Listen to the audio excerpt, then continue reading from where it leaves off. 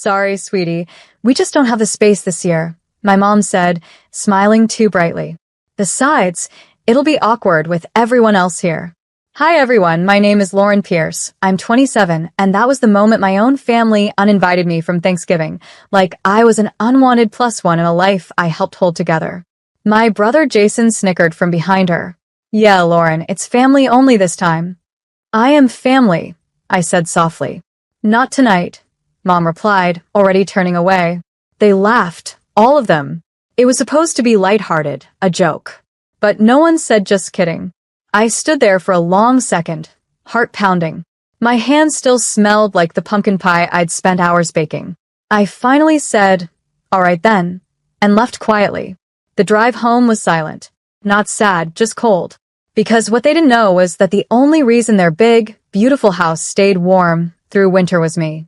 Last year, when Dad lost his job, I'd secretly covered their heating costs, nearly $8,000 prepaid through the company I worked for. So as I sat in my apartment, watching the snow fall, I logged into the account, hovered over one button, and smiled. Cancel service. This year, they'd finally feel the chill they gave me. The next morning, my phone started buzzing before sunrise. First a missed call from Mom, then another, then a text from Jason. Lauren, did you cancel something? The house is freezing. The system won't turn on. I sipped my coffee, the steam warming my hands, and smiled to myself. They'd never called this early before, not for birthdays, not even after I moved out. A minute later, Mom called again. This time, I answered. Lauren, the heat's out. The whole house is like an icebox. It's below freezing, and your father's losing it. Did you pay the heating company last month? I let her panic wash over me for a beat before replying. You mean your heating company? No, Mom. I stopped making payments after you told me I wasn't part of the family anymore. There was a pause, a shocked, stuttering silence. Lauren, we didn't mean. You did, I said calmly. You meant every word. Jason grabbed the phone. Come on, Lauren. It's Thanksgiving weekend. This isn't funny. Neither was uninviting me, I said.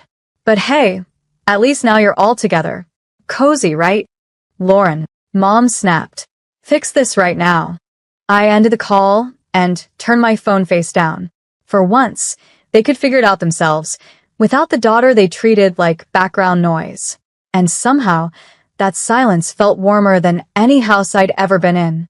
By noon, my phone had 27 missed calls. Mom. Dad. Jason.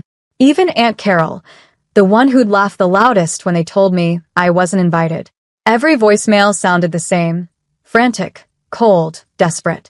Lauren, honey, please call us. The pipes are freezing. Your father's trying to light the fireplace. It's not enough. I didn't answer. I just kept cleaning my apartment, humming along to Christmas music, enjoying the warmth I paid for myself. Then, around 3, another text came in from Mom. Lauren, please. We're sorry. Come over. We'll make space. That one made me stop. Not because I wanted the invitation, but because it wasn't an apology. It was desperation dressed as kindness.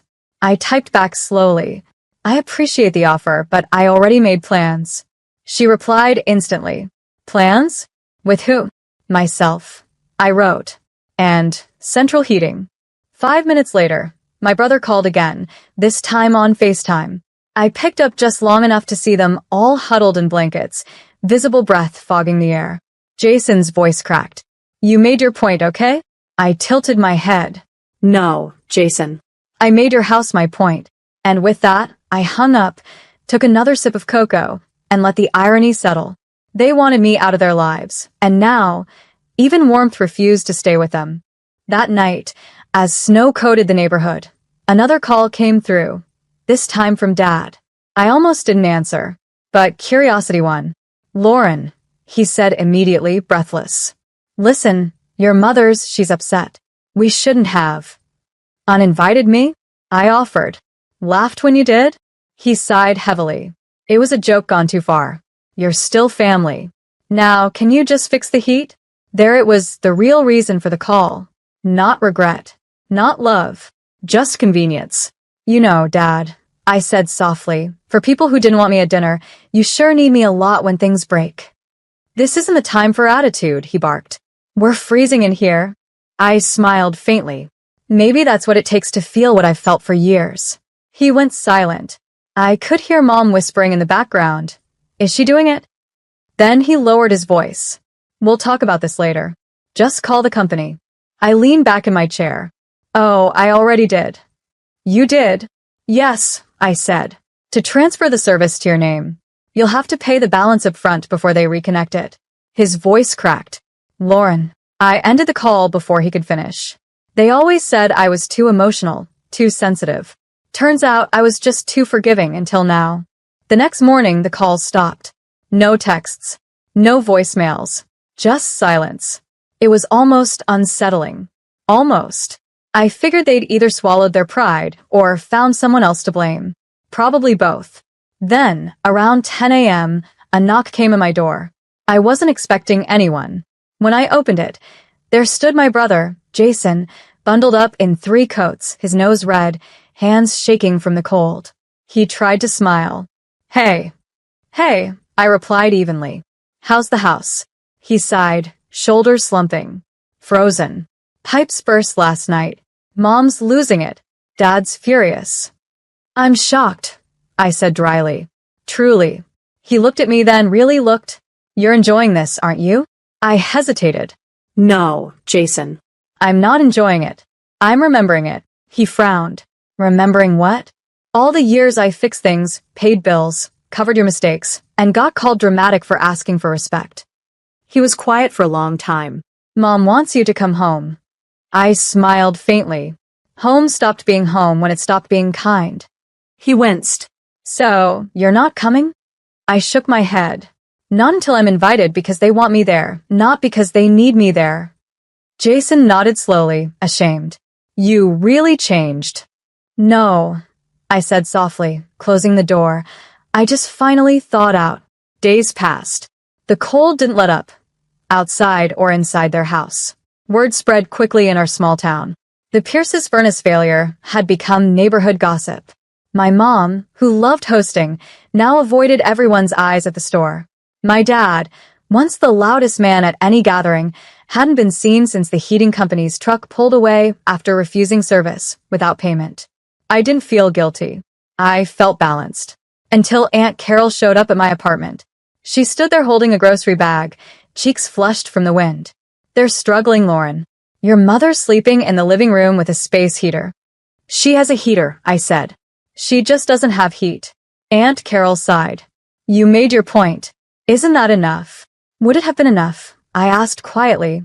If it were me shivering alone after they threw me out of Thanksgiving?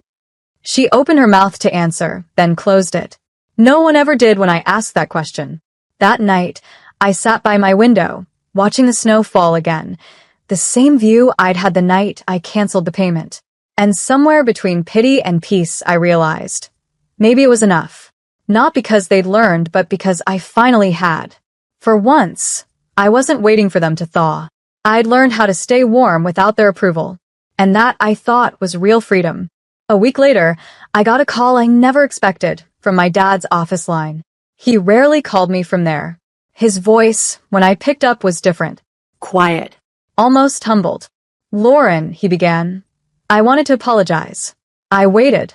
No interruptions. No forgiveness yet. Just silence to let him fill it. He continued. Your mother and I acted terribly. We treated you like an outsider when you've done more for this family than anyone else. I didn't realize how much we depended on you until you stopped trying to hold us together. I leaned back in my chair, staring at the faint reflection of myself in the dark laptop screen. You realized it because it finally cost you something? I said calmly. He exhaled. Maybe. But I still needed to say it. Then say it to her too, I replied. To Mom. To Jason. Not because you want your heat back, but because you mean it. I will, he said quietly. And thank you for all you've done before this. We didn't deserve it. Something in me softened. Not forgiveness yet, but maybe the start of it. Before hanging up, he added, Your mother wants to cook Christmas dinner. She asked if you'd come. No conditions. Just come. I didn't answer right away. I needed to feel the truth of that invitation, not just the words. Finally, I said, if the table has room for respect, I'll be there. He didn't argue. It will. And for the first time in years, I almost believed him. Christmas Eve arrived crisp and quiet, the kind of night where snow softened the world into forgiveness, or at least the illusion of it. I stood outside my parents' house, gift bag in hand, heart steady. The lights glowed from every window, the warmth I'd once paid for now flickered by their own effort. When I stepped inside, the hum of awkward laughter stopped. My mother looked up from the kitchen doorway, her hands dusted with flour. For a split second, guilt flickered across her face. Lauren, you came. I nodded. You invited me. Dad rose from the couch, slower than usual. You look good, kiddo. Thanks, I replied softly. You look warm. Jason chuckled nervously, breaking the tension. Okay, truce before she freezes us again, yeah? The room eased into quiet laughter, fragile but real. Dinner was different this time. Not perfect, not storybook, but equal. No mocking comments. No invisible hierarchy. My mom even passed me the first serving of mashed potatoes, a small gesture, but a loud one. After dessert, Dad stood. I know words can't undo things, but I need to say this in front of everyone. Lauren, you were never the problem. You were the solution we took for granted. And that's on us. The room fell silent. Even my mother's eyes glistened. I didn't cry.